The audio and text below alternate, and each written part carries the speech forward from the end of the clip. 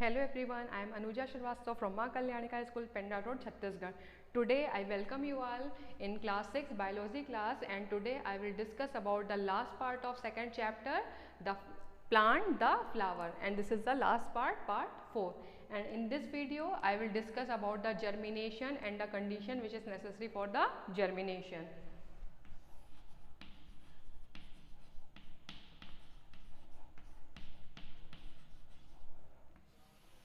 So the topic is germination. So what is germination? Germination is a process by which seeds develops into the seedling. That means whenever we are going to plant the seed, that seed give rise to the new plant. That means the germination of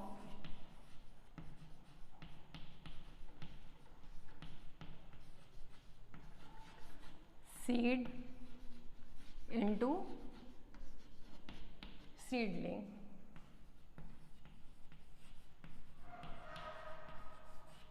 This process is known as the germination, and this process requires the number of necessary terms, conditions through which the seeds are going to be germinated, and that condition we will study later on. First, just see, I had drawn over here the two seed germination. This is the germination in monocot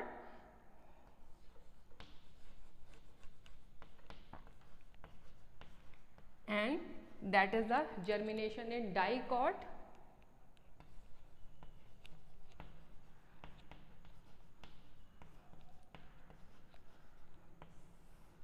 So let's see what happened in germination in monocot. So just see over here, this one is the structure where the soil is there. This is the complete soily structure, and you all know the seed is going to sow in the soil. As the seed is going to sow in the soil, the seed absorbs the water, and that water, the seed coat is going to be soft and it gives rise to the radicle. Here it is radicle, the seed give rise to radicle, and it also give rise to plumule. And I told you in the previous video that the radicle give rise the root and plumule give rise the shoot. Now the next stage, again this radicle is going to form the thread like structure, roots, and plumule, it is now going towards upward from the soil. Again the next stage, the root is again going to develop properly, and the shoot part is going to develop much more. Then in next stage, the root is going to develop properly, and the maize is not going ready to grow. And in last stage, the root is completely developed and it give rise to shoot, and it is the proper shoot. Now in monocot germination, the cotyledon remains in the soil attached to the surface. Okay, so this is about the germination in the monocot with the help of the diagram. Now let's see the germination in dicot. An example I have given over here, the bean. Now how the germination takes place in the dicot seed? Look at here, the seed is sown in the soil. This is again the soil, the seed is in the soil. Now what happened? When the seed is in the soil, again the water is provided to it and the seed becomes soft and seed coats going to rupture. When the seed coat is going to rupture, it give rise to the radicle and it also give rise to the plumule, and these are embryonic root and embryonic shoot, I told you earlier. Now in the next stage, the radicle is furtherly proper grow and plumule is now again going.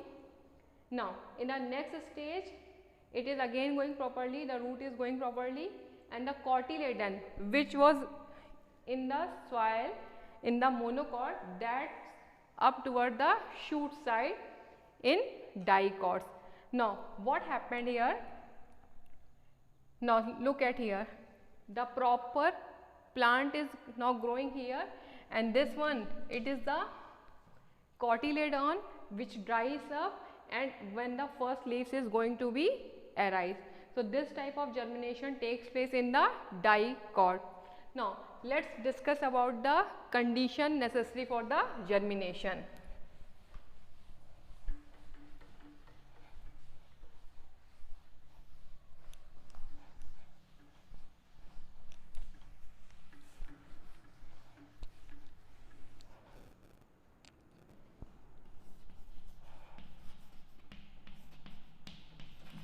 condition necessary for germination.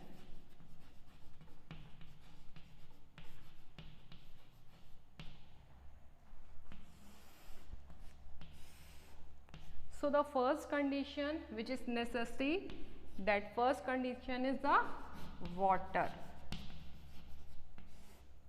And why this water is necessary? As I told you when I showed the diagram, the water, it is provided to the seed and the seed becomes soft, and then it is going to be rupture and give rise to the plumule and radicle, so that the further division is the further proper growth is growing on. Now one more thing it is doing, it is also helps in the enzymatic reaction so that it grows properly, and it helps for the proper germination. So that water is very necessary for the condition, because if water is not there, the seed is not going to be ruptured and it is not going to give rise the plumule and radicle. Second is the oxygen. Oxygen is also very necessary, because when the respiration takes place in the plant, the oxygen which comes inside the plant, it helps in the growth of embryo.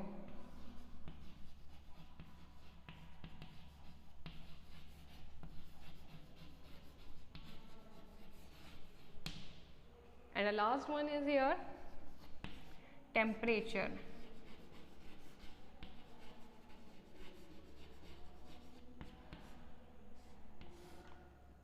Now, why temperature is very necessary for the growth of the germination? Because the seed requires optimum temperature to grow. That means the temperature is very necessary for the growth of the seed germination, and different seeds require the different temperature as per their requirement, but the optimum need of temperature is approximate from 10 degrees centigrade to 10.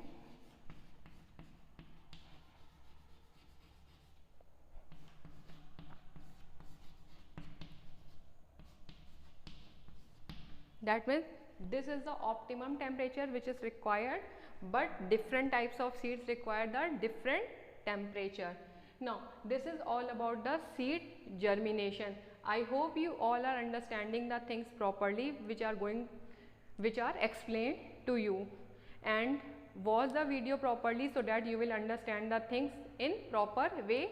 If you are not watching the video, so it is very difficult for you to understand the things, and whatever the problems are coming to you, please note down that problems in the copy, and when the live classes will be going on, I will solve your all the problems.